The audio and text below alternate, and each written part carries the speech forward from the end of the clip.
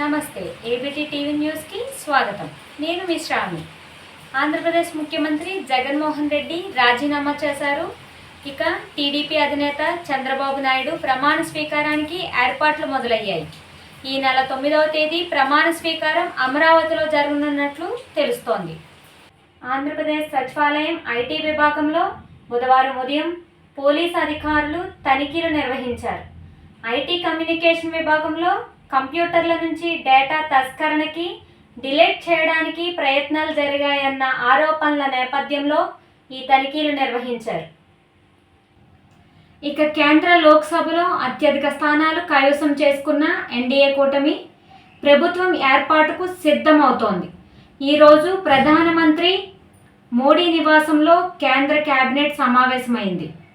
భారత రాష్ట్ర సమితి బలహీనమైన అభ్యర్థులను నిలబెట్టడం ద్వారా బీజేపీ గెలుపునకు కృషి చేసిందంటూ తెలంగాణ రాష్ట్ర ముఖ్యమంత్రి రేవంత్ రెడ్డి సంచలన ఆరోపణలు చేశారు. ఆహ్వానం అందితే ఆంధ్రప్రదేశ్లో బాబు ప్రమాణ స్వీకారానికి వెళ్తానన్నారు.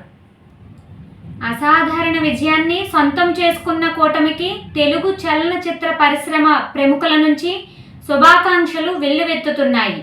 పవన్ కళ్యాణ్ మరియు మావయ్య చంద్రబాబుకు జూనియర్ ఎన్టీఆర్ అభినందనలు తెలియజేశారు. ఉత్తరప్రదేశ్లో ఈసారి ఎస్పీ గణనీయంగా బలపడడంతో భాజపా తీవ్రంగా దెబ్బతింది.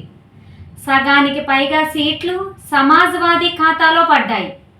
మాజీ ముఖ్యమంత్రి కళ్యాణ్ సింగ్ కుమారుడు రాజ్వీర్ సింగ్ వంటి ప్రముఖులు కూడా ఓటమి పాలయ్యారు. వీరితో పాటు కేంద్ర మంత్రి అజయ్ మిశ్రా తేని, మేనకా గాంధీ, స్మృతి ఇరానీ వంటి వారు తమ స్థానాలను కోల్పోయారు. ముఖ్యంగా ప్రతిష్టాత్మక నియోజకవర్గం అయోధ్యలో భారతీయ జనతా పార్టీ ఓటమి పార్టీ కార్యకర్తలు, అభిమానుల్ని నిరుత్సాహపరిచింది. రామమందిరం నిర్మించిన పార్టీకి కాకుండా కరసేవకులపై కాల్పులు జరిపిన పార్టీని గెలిపించిన ఓటర్ల మనోగతం విమర్శకుల్ని సైతం అయోమయంలో పడేసింది. ఈరోజు వార్తలు ఇంతటితో సమాప్తం. మళ్ళీ రేపటి ఏబీటీ టీవీ న్యూస్లో కలుసుకుందాం. నేను మీ Shravani. Keep watching ABT TV news.